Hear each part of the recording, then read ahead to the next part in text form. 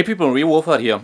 Today I want to show you how I get my Marshall tone to be a little bit more modern, just a little bit more in your face. And I'm getting that with an old Marshall from 1978, I believe. But when you listen to this guitar tone, it doesn't really sound like old school. I mean, it has that vintage vibe probably, for sure, actually, but it's got that spirit, but it's still got a lot of modernness to it, a bit more gain, and I'm just going to show you how I do that with my setup. Well, maybe first of all, let's start with the guitar. This is just Les Paul. It's a custom shop model, but it's pickups, just the regular burst buckers. I try different ones. I swap pickups every now and then, try different things. For example, I tried Seymour Duncan's or the Doug Aldrich pickups, but for some reason I keep coming back to the burst buckers. Maybe it's just these particular pair of burst buckers. Maybe they are hand-picked or hand-chosen or something. I don't know, they just sound really good. Next up, I would have my trusty old Marshall. And this Marshall is actually, as I said, an old Marshall vintage from 1978, I believe, or 79, could be. I modded it with the Legendary Tones mod, which I also did a video on. You can check that out if you want. It just gives the Marshall a bit more gain and makes it sound tighter. So I can actually dial back the preamp volume of my Marshall and still have more gain and more clarity. But the real magic happens after the speaker simulation. Okay, so as I said, the real magic happens behind the aux box.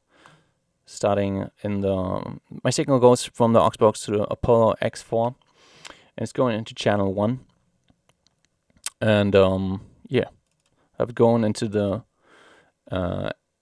ARPI Vision Legacy Vision channel strip. Oh yeah, it's the ARPI Vision channel strip. And first of all, I got a little bit of a low cut on it. That's pretty standard. But so the ARPI's turned on right now, and this is the sound. Nice and crisp and open and chunky. It's got a good sustain, everything you could ever want from a great guitar tone. But listen to this without the ARPI turned on. Got some hiss.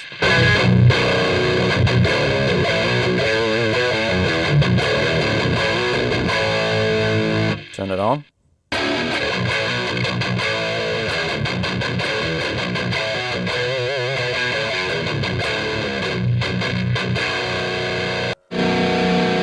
And to be fair, I should gain down the level.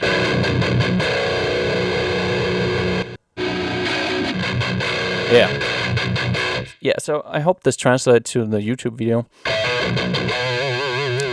just sounds better with the ARPI turned on. And what's going on? I've got the gate turned on.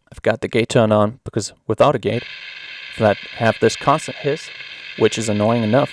But when you start playing a chord, and now the chord sustains down, now comes the hiss. I mean, I can't live with that.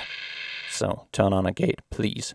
I got some compression going on because even though Marshalls tend to be in your face with some compression on it, they are even more in your face, which I like. But the biggest thing is the EQ part. EQ turned off. EQ turned on.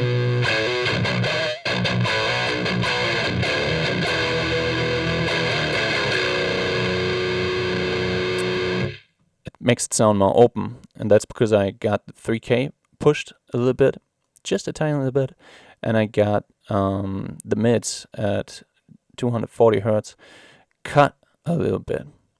Now you could do more, and probably when I'm recording guitar, I might put on some kind of plugin, like I really like the Waves stuff they make, and give it some delay or some reverb. Maybe cut the mids a little bit more, maybe boost the treble a bit more, but just for me to jam, this is good enough. You know, I don't have a annoying hiss anymore. I got a nice open sound, and this is really cool. So, in my opinion, this makes your Marshall. This is it. This is what makes your Marshall sound cool. So yeah, there you have it. That's my quick and easy way of turning my Marshall and giving it a little bit more. I wouldn't even say modern. I mean, it just sounds better in my opinion.